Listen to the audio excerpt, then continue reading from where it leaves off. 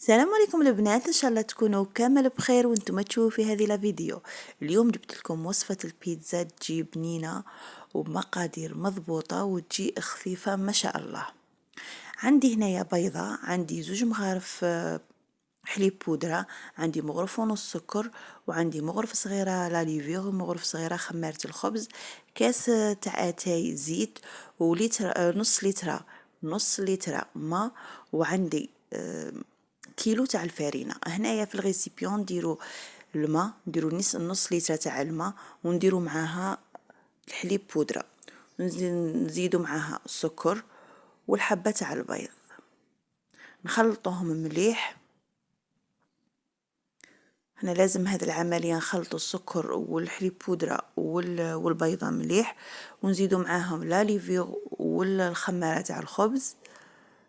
لا، كل شيء نضيفوه على ضربة. هنايا ضفنا شوية تاع الملح والكاس تاع الزيت،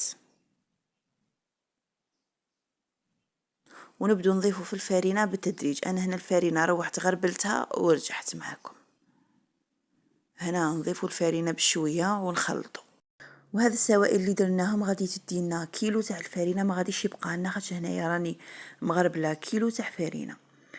هنا غادي تدينا كامل هذه الفارينة، ولازم لاباط تاعكم تقعد تلصق في اليد، ما ديروهاش ناشفه بزاف وما ديروهاش جاريه.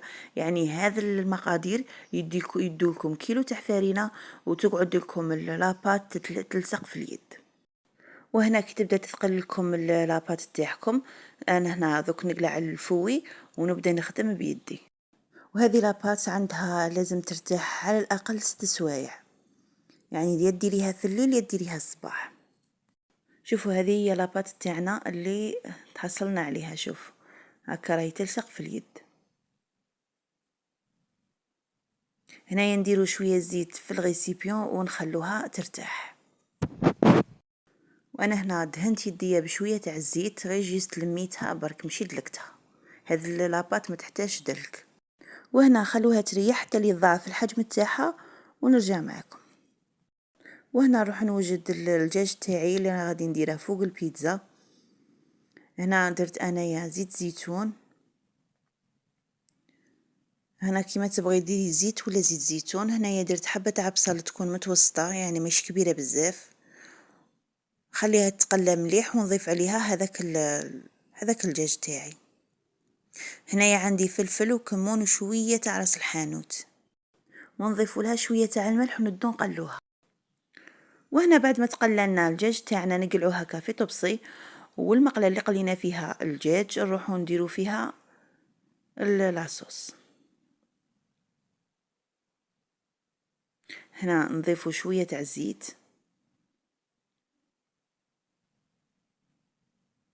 هنايا طوماطس درت 5 حبات. هنا عندي بودرة تاع الثوم، عندي شوية تاع القرفة، شوية تاع راس الحانوت، الفلفلة حمراء ولا الفلفل العكري، الفلفل، الكمون والزعتر. عندي مغرف طوماطس تاع القوطي، عصيدة الطماطم.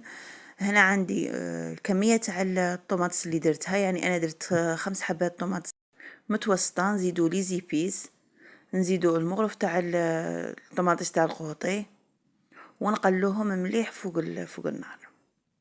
وهنا نخلوهم يتقلون ولو لاباط تاعنا. شوفوا لاباط تاعنا كيفاش خمرت.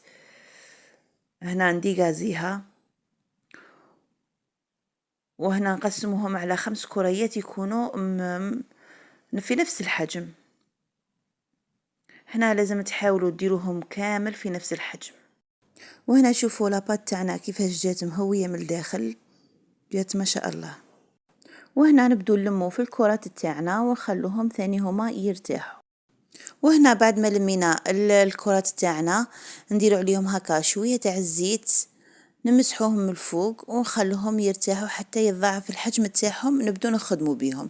ولا الا كان ما كنتوش مقلقين باش تخدموهم، خلوهم على الاقل 6 سوايع وخدموا بيهم.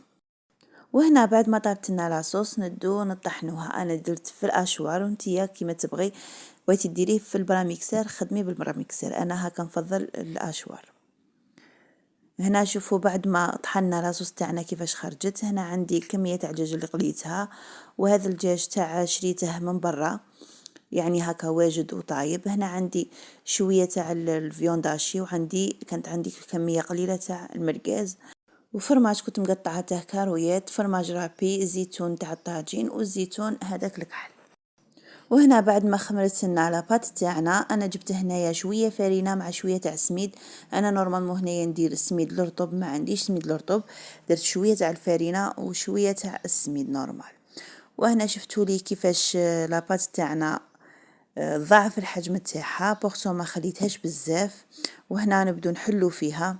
هنا لازم ترقي لاباط تاعك، ما تخليهاش غليظه. هنا نديروها في البلا اللي يدخل الفور، ولاباط تاعنا نتقبوها هكا بالفرشيطه باش ما تطلع عناش.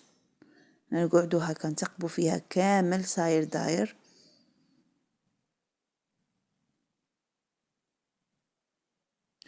وهنا نبدا ندير في لاصوص تاعي، وانا نبغي لاصوص تكون بزاف في لاباط.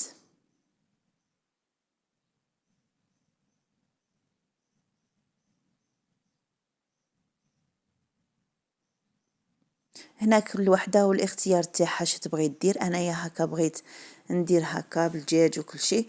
كاين اللي تبغي دير غير الطون، لاصوص والطون، طيبها ودير فرماج. هنايا نضيفو هذاك الدجاج المقطع اللي كنت تقليته، وهنا هذا الدجاج اللي شوفوا عطاه واحد البنة ما شاء الله. هذا الدجاج شريته طايب من عند الجواج اللي يبيع الدجاج طايب.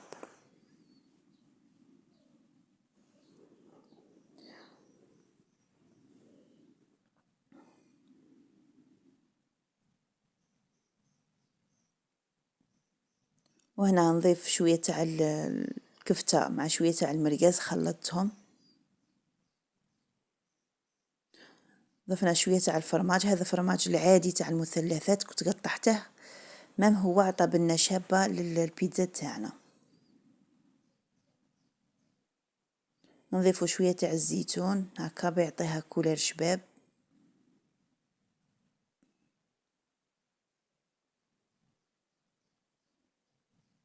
وهنا هذه الحبة الزاوجة اللي درتها، هذيك الأولى دخلتها الفور، هذه الزاوجة. وهنا بعد ما طابت لنا البيتزا نديرو لها هكا في الفرماج. لازم الفرماج هنايا تخلوه هو التالي باه ديروه، باه ما ينحرق لكمش في الفور. وهنا صدقوني يا البنات والله هذا البيتزا تخرج ما شاء الله، تخرج خفيفة بنينة ما شاء الله. وانا هذه الوصفة قاع ما نبدلهاش، دايما معتمدة هذه الوصفة. وانا هذه الوصفة تاع البيتزا يبغوها بناتي يموتوا عليها. وانا هنا مبقى لي غير نقول لكم تبقاو على خير ونتهلاو في رواحكم وفي وصفات اخرى، وما تنساونيش بالجيم وكومنتير وابوني للقناة باش يوصلكم كل جديد.